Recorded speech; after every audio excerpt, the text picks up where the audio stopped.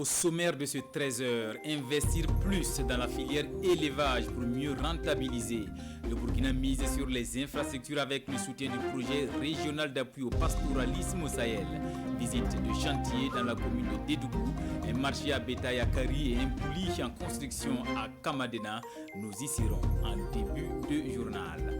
À suivre également la une, un marché périodique spécial Ramadan, galette et bouillie, accompagné de Zomkomo pour rompre le jeûne au coucher du soleil. Mais cette année, les affaires sont au ralenti. Disent les 22, c'est pour cause le coronavirus. L'actualité internationale nous conduira en Afghanistan, un véritable bain de sang revendiqué par le groupe État islamique. Une cinquantaine de morts hier mardi. Merci de nous rejoindre pour une vingtaine de minutes d'actualité, mesdames et messieurs. Bienvenue. La commune de Dédougou bénéficie des réalisations du projet régional d'appui au pastoralisme au Sahel. Le niveau d'exécution des travaux du marché à bétail de Kari est satisfaisant, de même que celui du bouli de Kamadena en construction. Constat du ministre Soumanogo Koutou en charge des ressources animales et halieutiques. Samson Bationo, Claude Ouedraogo et Karim Ouedraogo reportage.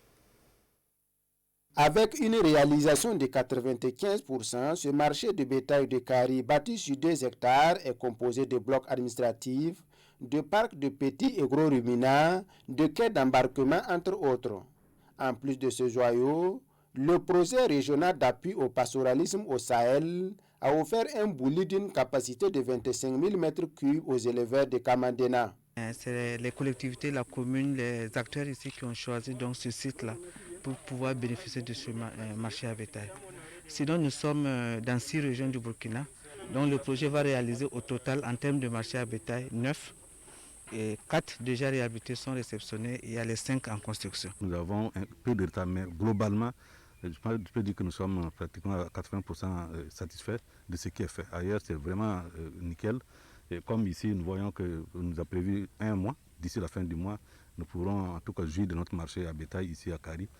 Le conseil municipal s'est réjoui de la réalisation de ces infrastructures indispensables au développement du secteur de l'élevage. Les boulis, on sait, ça va donc nous donner de l'eau. Le marché, c'est un joyau qui va permettre donc, en tout cas, de rassembler les animaux au niveau, non seulement au niveau de la commune, mais les communes voisines, pour que le bétail vendu ici sur pied ne soit pas bradé.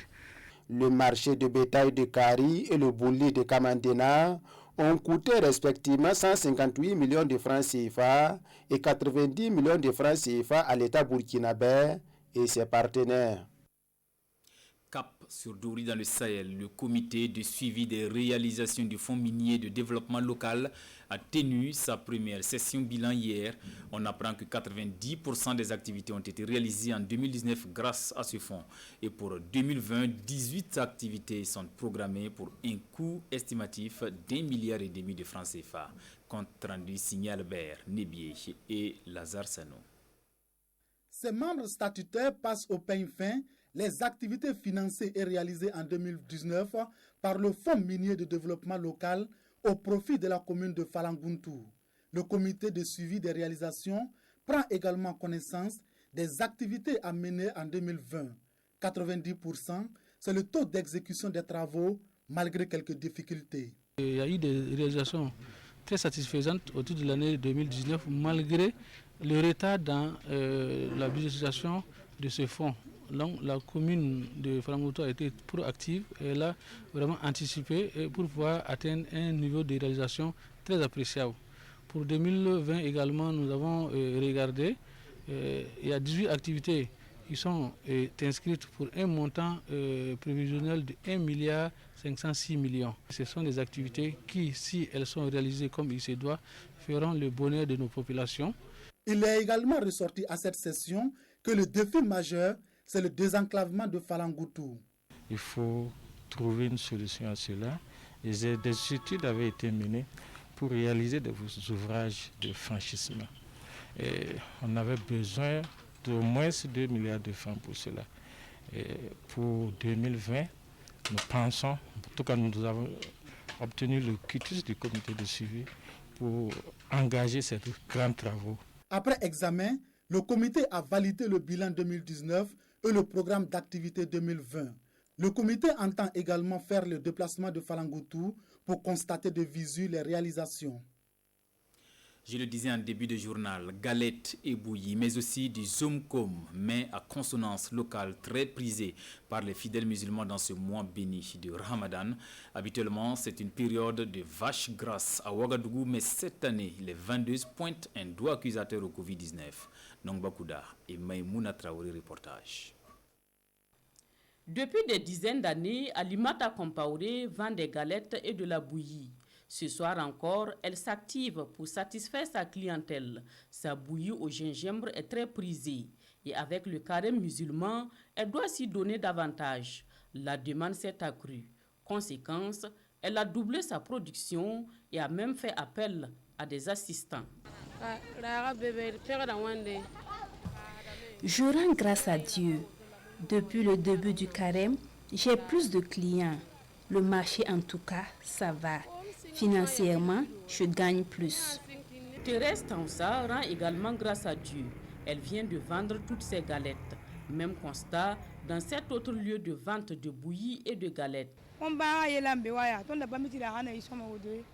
Avec le Covid-19, j'ai eu peur. Mais aujourd'hui, Dieu merci, ça marche. Sayouba Kwanda aime bien leurs galettes.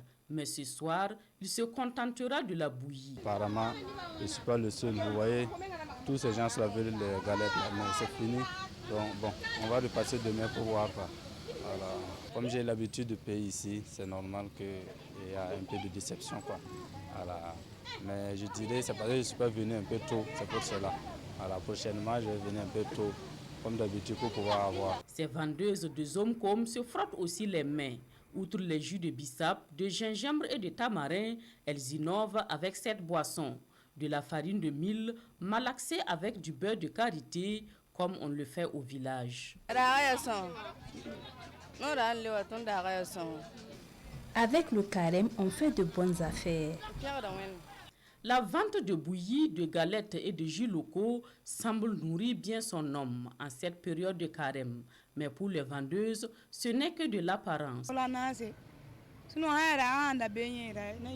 Cette année, on a diminué la quantité de mil. Les années passées, je pouvais écraser 5 à 6 sacs de petits mil pour les galettes et la bouillie. Mais aujourd'hui, par exemple, on n'a pris que 2 sacs et demi. Avec la maladie à coronavirus, le marché est morose. Voyez vous-même, il n'y a pas grand monde à la mosquée. Les années passées, je faisais des recettes de 30 000 à 35 000 francs par jour. Mais cette année, je gagne à peine 10 000 francs par jour. Tout compte fait, elles rendent grâce à Dieu. Tous leurs souhaits, la fin de la pandémie et le retour à la vie normale. L'Institut des sciences et techniques de l'information et de la communication au rythme du Covid-19. Les cours ont repris lundi, une reprise test en attendant le 18 mai prochain pour la rentrée des classes. Mais l'accès à l'ISTIC est désormais contrôlé. Lavage systématique des mains et la distanciation sociale de rigueur dans cette école de formation au métier du journalisme. Ismaël Diloma Sirima. Les cours ont repris à l'Institut des sciences et techniques de l'information et de la communication pour 3 classes. Mais avant d'accéder à ce temple du savoir, il faut observer les mesures barrières contre le Covid. Dès la porte, un agent s'assure que votre température corporelle répond à la norme. Vous êtes ensuite dirigé vers les dispositifs de lavage des mains. Et pour ceux qui n'ont pas de masque, la direction de l'ISTIC leur donne un systématiquement. Et dans les salles de classe, les mesures sont prises pour respecter les règles de distanciation. Nous avons mis en place aussi ce qu'on appelle des salles interconnectées. Là, c'est pour accueillir les grands effectifs. Vous avez vu un groupe de 28 étudiants que nous avons répartis en 14-14. Chacun est dans une des salles et par écran interposé, ils arrivent à se parler, à communiquer, à échanger. Au-delà de ça, nous envisageons, pourquoi pas, réaliser des plateformes qui pourront accueillir certains cours en ligne. Au sujet de l'impact de l'arrêt des cours sur la qualité de la formation, il n'y a rien d'inquiétant selon le directeur général de l'ISTIC. Pour les premières années, généralement les vacances, nous allons jusqu'à juillet. Donc si nous reprenons à partir du 18 mai, les modules qui restent, nous pensons qu'au mois de juillet-août, Au plus tard, en tout cas, nous pensons pouvoir finir les modules. Et si cela ne suffisait pas, les premiers responsables de l'ISTIC n'excluent pas l'éventualité de grignoter du temps dans les vacances afin d'achever l'essentiel des programmes. Ismaël Diloma Sirma, pour venir à bout du Covid-19, le ravageur, il faut de la solidarité.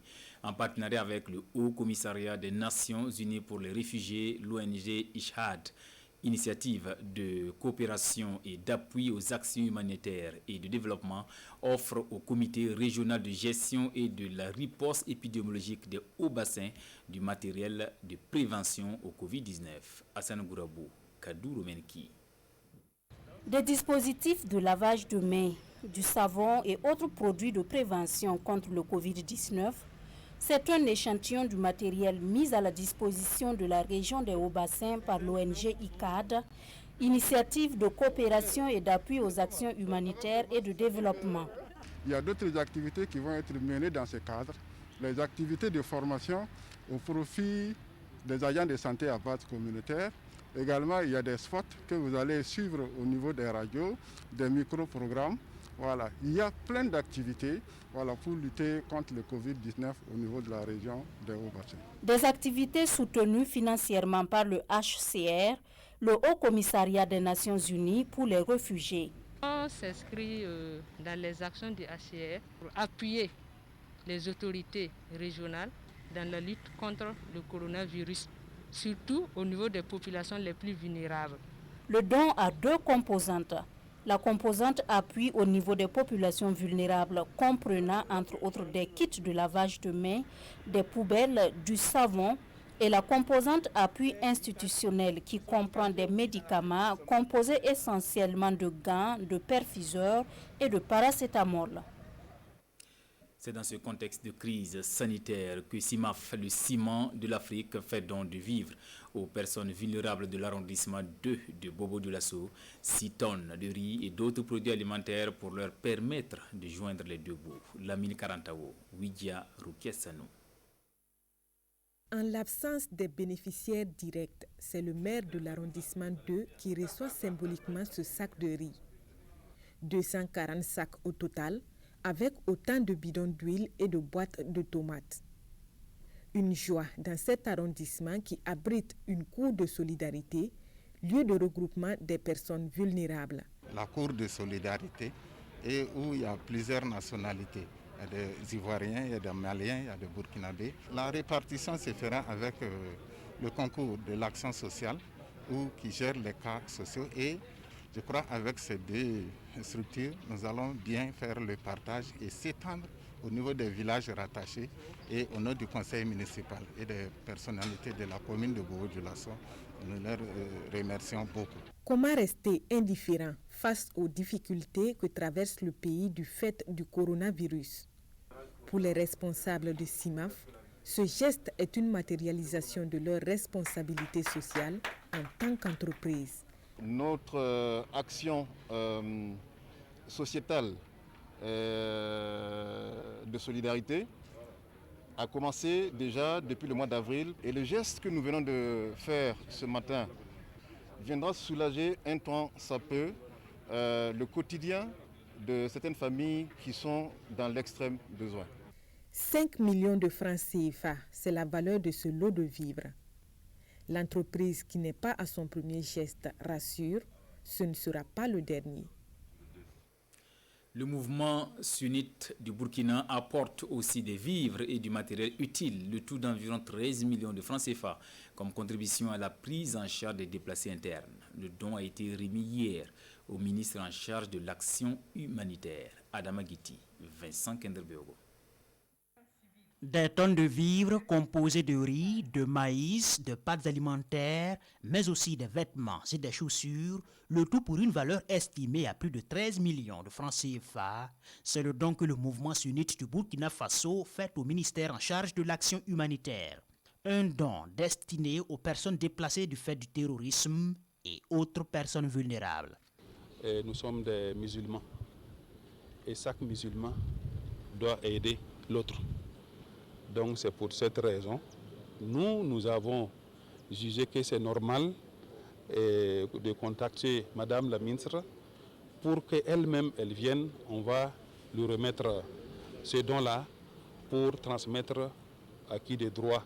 Nous sommes à 850 000 personnes déplacées internes aujourd'hui. Le défi sécuritaire demeure et nous devons à cela ajouter le contexte du Covid-19 qui a des impacts socio-économiques énormes. Donc aujourd'hui, cela va nous soulager. Soulager parce que nous avons des femmes et des enfants qui ont besoin de s'habiller, qui ont besoin de s'alimenter. Laurence Ilboudo salue également ce mouvement religieux qui se montre toujours disponible dans l'accompagnement de l'action gouvernementale, comme ce fut le cas du retrait des enfants de la rue. Le mouvement sunnite du Burkina Faso, lui, formule le vœu qu'une solution rapide soit trouvée à la situation des déplacés internes. À l'international, 3 attaques meurtrières perpétrées mardi en Afghanistan, faisant une cinquantaine de morts et des dizaines de blessés graves. Un bain de sang que revendique le groupe État islamique. Regardez.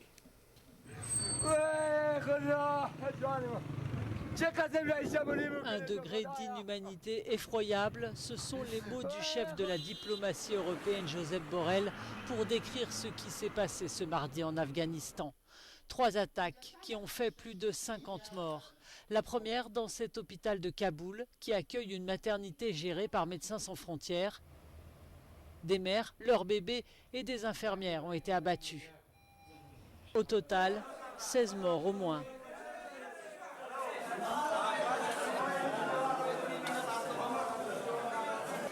Dans la province de Khost, une explosion a coûté la vie à un enfant.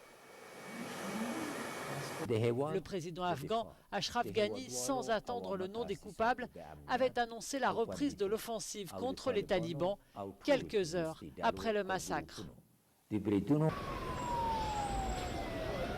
talibans, eux, ont signé un accord avec Washington pour ne plus viser les forces américaines et celles de l'OTAN encore présentes en Afghanistan, mais pas les forces locales. L'attentat le plus sanglant a visé les participants à des funérailles dans l'est du pays. Il a été revendiqué par l'État islamique. Un terroriste a fait exploser sa bombe au milieu de l'enterrement d'un commandant de police, provoquant la mort d'au moins 37 personnes. Retour au Faso pour la lecture croisée des journaux de ce mercredi à la une des quotidiens. La traditionnelle conférence de presse du CEFOP, le rendez-vous d'hier est axé sur la reprise de l'enrôlement biométrique et le repos de la reprise des cours au Burkina. Revue de presse signée Amadou Marcelto.